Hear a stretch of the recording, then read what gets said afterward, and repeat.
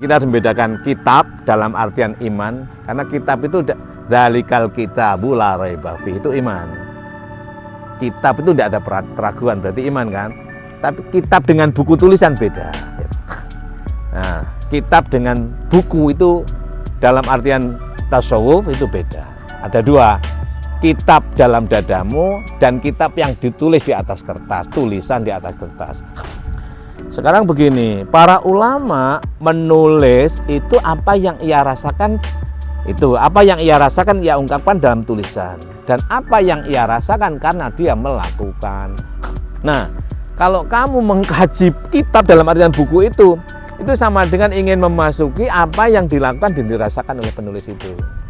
Maka yang lebih tepat kajian tasawuf adalah menulis, menyampaikan apa yang kamu lakukan dan kamu rasakan.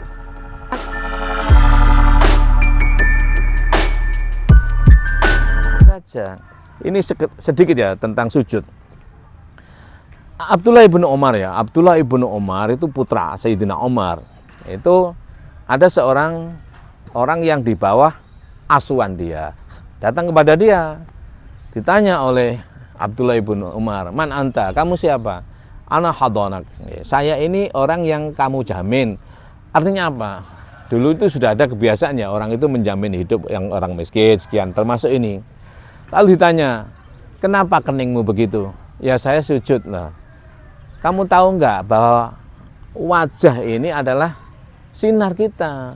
Kamu melihat, apa kamu melihat Abu Bakar, Umar, Utsman, Ali itu kayak kamu badukmu? Perbaiki sujudmu." Jadi yang kamu sujudkan bukan badukmu, sekedar hanya nempel, bahkan ditahan yang penting nempel dikit. Tangan ini yang untuk nahan, perutnya dilepas itu. Bukan badukmu kau usuk-usukan. Orang jadi kita bergaul nggak enak kalau dengan orang ini loh. Ya, mohon maaf ya, kadang-kadang bukan badukmu yang nah, untungnya yang berbaduk hitam itu laki-laki ya pada umumnya. Coba perempuan tambah jelek. Nah, sebenarnya laki-laki dan perempuan tuh wajah menjadi penting.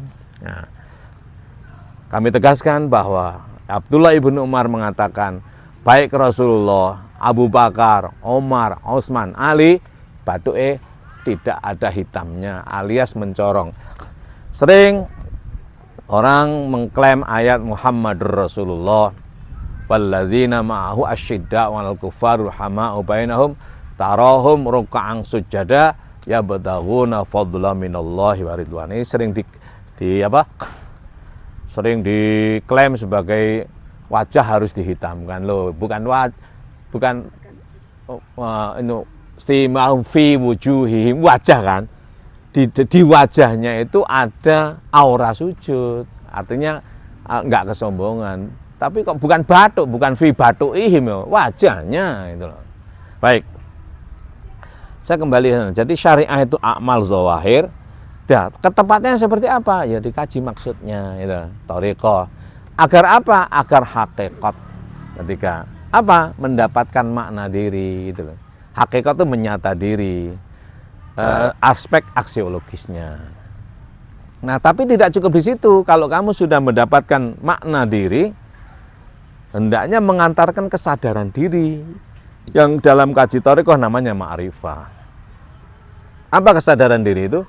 Nah, saya mendapatkan nikmat ini oleh karena banyak orang yang terlibat dalam kedapatan nikmat yang ada pada diri saya ini, dan puncaknya adalah Allah.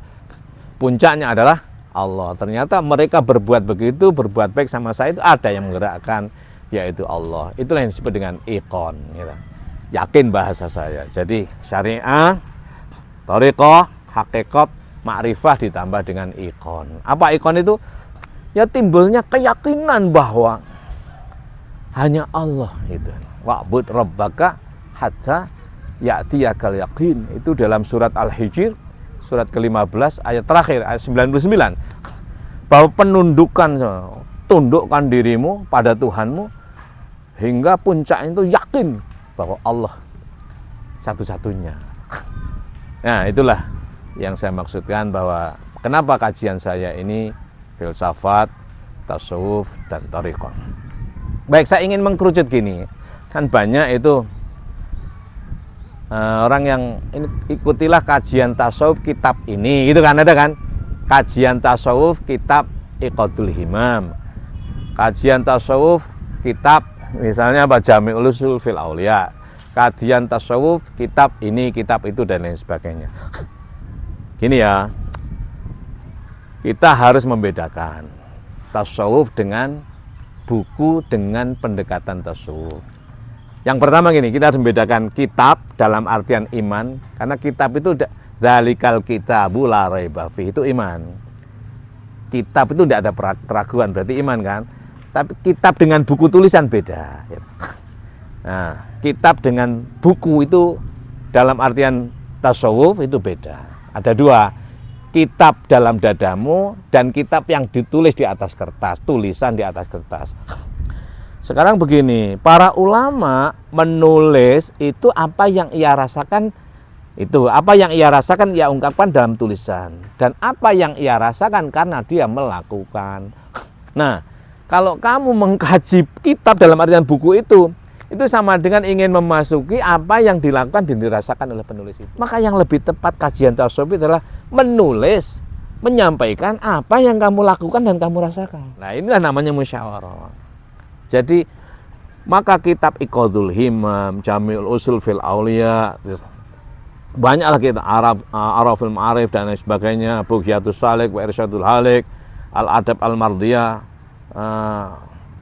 Lituruk Kisalik Sufia, itu banyak buku-buku semacam itu buku-buku dengan pendekatan tasawuf gitu, pendekatan pengalaman orang itu berlaku agama dalam landasan filsafat dan hati, lalu muncul tulisan namanya thariqah gitu loh. Jadi kalau kamu baca buku itu bukan ngaji tasawuf, itu maca buku pendekatan tasawuf. Ya, apa pendekatan tasawuf itu? Pendekatan tasawuf, pendekatan hati. Nah, setelah dia menggunakan pendekatan filsafat, lalu dihatikan dengan 5 tadi, iman, ilmu, nikmat, takwa, kemudian ditulislah dengan metodologi namanya syariah, thariqah, haqqat, ma'rifat, dan iqon, wujudlah buku itu. Begitu. Jadi kalau kamu baru membaca buku atau kitab, itu bukan ngaji tasawuf, tapi maca buku pendekatan tasawuf. Lebih jauh nanti saya jelaskan pada kesempatan yang lain. Terima kasih. Wa'alaikum minkum wallahul muwaffiq ila aqwamit thoriq. Assalamualaikum warahmatullahi wabarakatuh.